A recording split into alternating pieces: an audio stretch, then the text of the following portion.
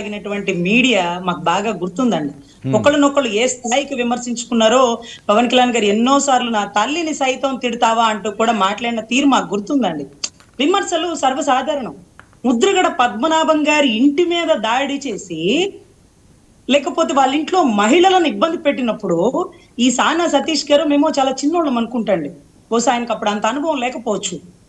చిరంజీవి గారు, దాసరి నారాయణరావు గారు, కాపు సామాజిక వర్గంలో ఉన్న పెద్దలందరూ అండి, ఈవెన్ దో బొత్స గారు, లేకపోతే మీ 99 ఛానల్ అధినేత, వీళ్ళందరూ కూడా వచ్చి దాసరి నారాయణరావు గారు మాట్లాడారా, గర్జించారా అంటే ఆ వీడియో ఎన్నోసార్లు రివైండ్ చేసుకుని వింటుంటానండి.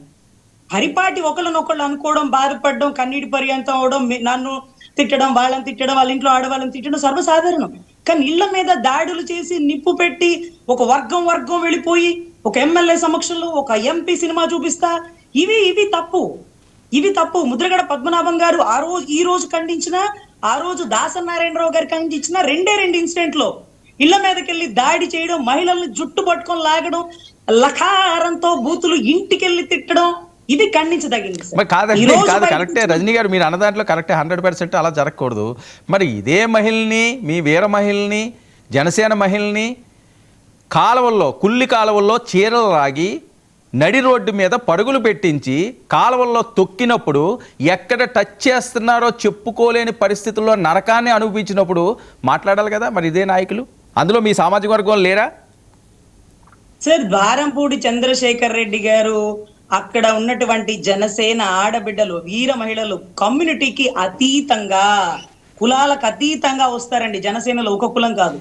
అక్కడ వెంబడబడినప్పుడు పవన్ కళ్యాణ్ గారు ముందుకు వచ్చారు. ఆయన ఒక కులం స్టాండ్ ఎప్పుడు పట్టుకోరండి. అక్కడ ద్వారంపూడి మా ప్రభుత్వం రాగానే అన్నారు. మరి ఇంతవరకు ప్రభుత్వం వచ్చింది, రియాక్షన్ లేదు. ద్వారంపూడిని అరెస్ట్ చేయాలంటే ఈ రోజు అప్పుడు పెట్టిన కేసులు కూడా ఇంకా జరుగుతున్నాయి. కానీ ప్రభుత్వం వచ్చాక బియ్యం రవాణా జరుగుతుంది. ద్వారంపూడి గారు వేసిన కేసులకి బాధపడ్డ ఆడబిడ్డలు ఉన్నారు, ఇంకా కూడా ఏం జరగలా. సో అప్పుడు ఆయన ఖండించారండి. ఆయన కులాలకు అతీతంగా ఖండించినారు. ఆయన అసలు ఒక కులానికి కష్టం వచ్చినా, లేకపోతే ఆ కులంలో ఎవరన్నా మహిళలు ఇబ్బంది పడినా ఆయన ఎప్పుడు గబుక్కుని మాట్లాడు. ఎందుకంటే అది కుల స్టాండ్ అయిపోతుంది. పార్టీలకు అతీతంగా, కులాలకు అతీతంగా మాట్లాడతాడు. అదే ఆయన ఒక రాజకీయ స్టాండ్ అనమాట. సో ఇక్కడ ముద్రగడ గారు ఎప్పుడు బయటకు వచ్చారు, దాసరి నారాయణరావు గారు ఎప్పుడు బయటకు వచ్చారు, సానా సతీష్ గారు ఎందుకు వస్తున్నారు అంటే, ఏమయ్యా అప్పుడేమైపోయావు నువ్వు, ఇప్పుడేమైపోయావు నువ్వు అని మాట్లాడుతుంటే అప్పుడు ఒకరికొకళ్ళు మాటల యుద్ధం. కానీ ఇది ఇళ్ల మీద దాడి, మహిళలను చుట్టుపట్టుకోవడం.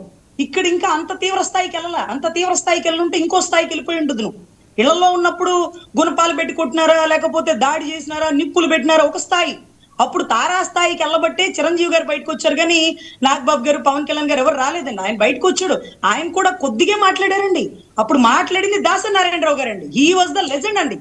ఆయన తర్వాత ఎవరైనా అనిపించేంత గొప్పగా మాట్లాడారు, గర్జించారు. ఆయన అన్నారు, ఏంది ఒక జాతి మీద దాడి చేస్తారా మీరు, ఒక జాతి మీద అని చాలా పరిపాటి పదాలు వాడారండి. చాలా గొప్పగా అనిపించింది.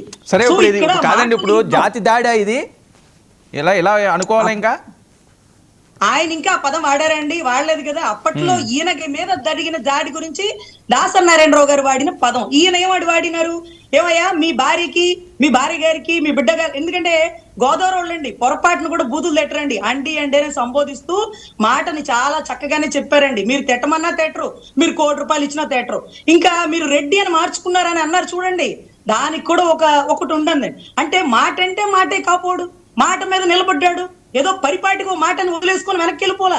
చాలా మంది కుప్పంలో చంద్రబాబు గారిని ఓడిస్తే బూట్లు నాకుతానన్నారు. మరి నాకేరు లేదు మాకు తెలియదు. కానీ మా నాయకు అంటే ఒక వర్గం సంబంధించిన వ్యక్తి అయినా, ముద్రగడ గారైనా ఆ రోజు మాట ఇచ్చింది, ఇదిగో పవన్ కళ్యాణ్ గారిని పిఠాపురంలో ఓడించకపోతే పేరు తిప్పెట్టుకుంటానన్నట్టుగా. ఇంకా నేనులే ఆ పదాలు వాళ్ళ చక్కగా రెడ్డి అని పెట్టుకుంటానన్నారు.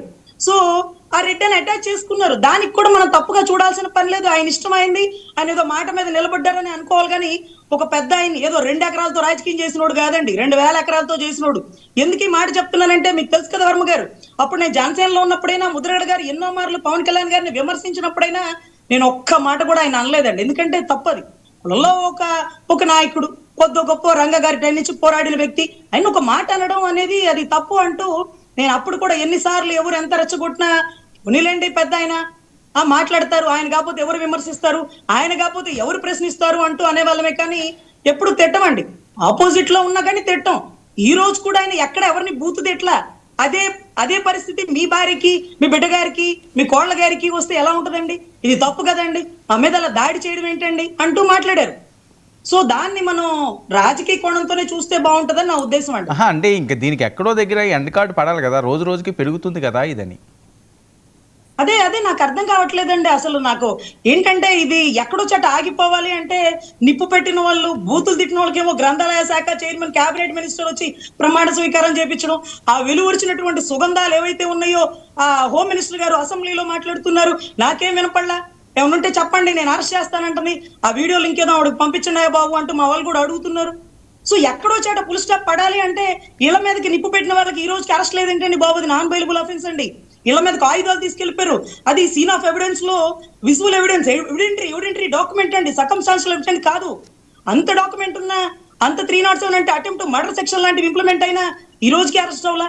మాట్లాడినంటే మాట్లాడితేనేమో సెంట్రల్ జైలు, దాడి చేస్తేనేమో స్టేషన్ బెయిలా అంటూ ఉండవల్లి అరుణ్ కుమార్ లాంటి పెద్దవాళ్ళు కూడా మాట్లాడడం జరిగింది. కాబట్టి సో ఎక్కడ ఎండ్ కార్డు పడిద్దో ఒకసారి ఆలోచించండి. మాకైతే మాత్రం Okay. ఈ కుల మత గొడవ